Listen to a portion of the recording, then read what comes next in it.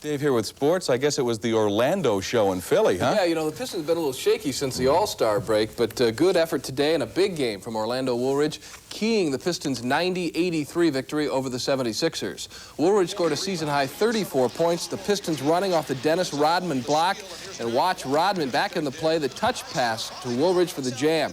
Drive to the basket against the Sixers, you have to contend with Manute Bol. Sixers back the other way with it.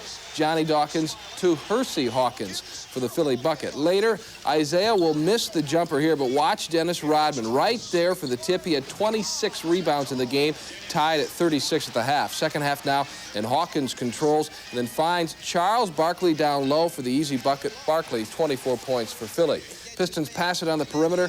Watch Woolridge then take it to the basket. He hit 16 of his 21 shots from the field. But Barkley beat the third quarter horn with this shot over Lambeer. It was 63-57 Pistons. Joe Dumars had 15 for the Pistons today. Nice drive coming here, complete with a spin move around Hawkins. Pistons were up 7. He did it offensively and defensively. Look at Woolridge here, blocking the shot of Armand Gilliam. Impressive. Final score, 90-83, a relief to Chuck Daly, who had been concerned about his team's play in the previous 2 games.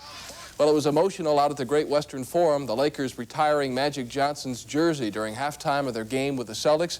Wilt Chamberlain, Kareem, Jerry West, Elgin Baylor, all on hand. They're the other Laker players who have had their jerseys retired. We'll show you highlights of the ceremony tonight on the update. As for the game, in the fourth quarter, the Celtics lead it 104-101.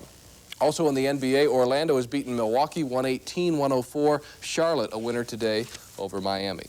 Michigan State blew a 14-point lead at home against Michigan a couple of weeks back, lost in overtime. But in last night's rematch at Chrysler Arena, it was the Wolverines who struggled at the end. The Spartans with a 70-59 payback victory. You look out there, they have 4 players, 4 starters from a team that won the Big Ten championship 2 years ago. So they're good. And they played with that poise that you have to be successful.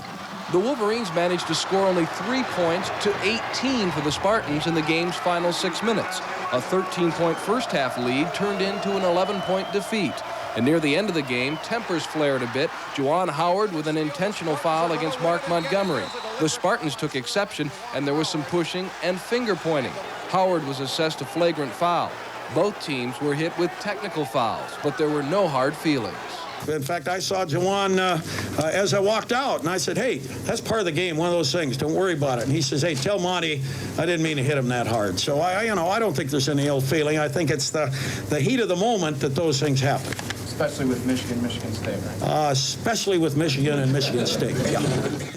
Yeah, exactly right. And the Spartans' victory last night moved them into 3rd place alone in the Big Ten. They'll go to Indiana next. At the Winter Olympics, 16-year-old Tony Numminen of Norway earned his 2nd gold medal of the Games, winning the 120-meter ski jump.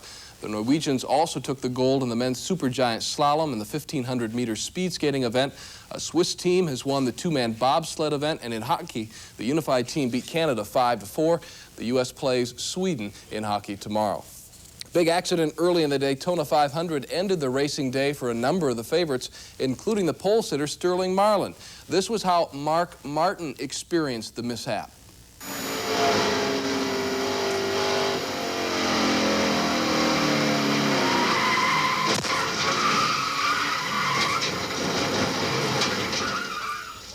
And here's a look at the accident from above. Marlin's car between those of Ernie Irvin and Bill Elliott.